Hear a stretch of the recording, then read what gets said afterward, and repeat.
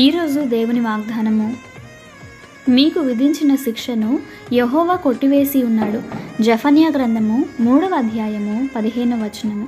నిజమే, మన మీద విధించబడిన పాప శిక్ష యేసుక్రీస్తు చిందిన రక్తం ద్వారా కొట్టివేయబడింది. వాస్తవానికి మనం ఘోర శిక్షను అనుభవించవలసిన వారము, కానీ మన మీద ఆయనకు ఉన్న ప్రేమను బట్టి వాటన్నిటినీ ఆయన మీద వేసుకొని మనల్ని బంధ విముక్తుల్ని చేశాడు. కానీ ఇవన్నీ మనం పాపంలో ఉండగానే చేశాడు.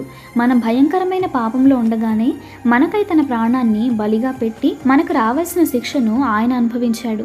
ఇదంతా చేయడానికి ఆయన తనకు కలిగిన సమస్తాన్ని విడిచిపెట్టి మన కోసం తన్ను తాను తగ్గించుకొని భూమిపైకి వచ్చాడు. సాధారణ మానవునిగా జీవించి మనం పొందవలసిన శిక్షను ఆయన పొందాడు. ఇంతటి ప్రేమను ఆయన మనపై చూపాడు.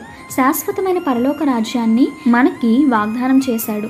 మరి ఉచితమైన రక్షణను నీకు ఆయన ఇస్తున్నప్పుడు దాన్ని అంగీకరించడానికి ఎందుకు ఆలస్యం చేస్తున్నావు?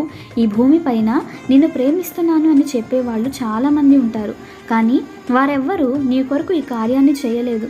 నీ పాపం నుండి నిన్ను విడిపించలేరు. ఏదో ఒక నాటికి వారందరూ కూడా నిన్ను విడిచిపెట్టి వెళ్ళిపోతారు. నీతో శాశ్వతంగా ఉండేది ఆయనే. గనుక ఆయన ఇచ్చిన ఉచితమైన రక్షణను అంగీకరించి ఆయన నీ కొరకు సిద్ధపరిచిన పరలోక రాజ్యాన్ని స్వతంత్రించుకోవడానికి సిద్ధపడు. ప్రభు కృప మీకు తోడై ఉండునుగాక. ఆమెన్.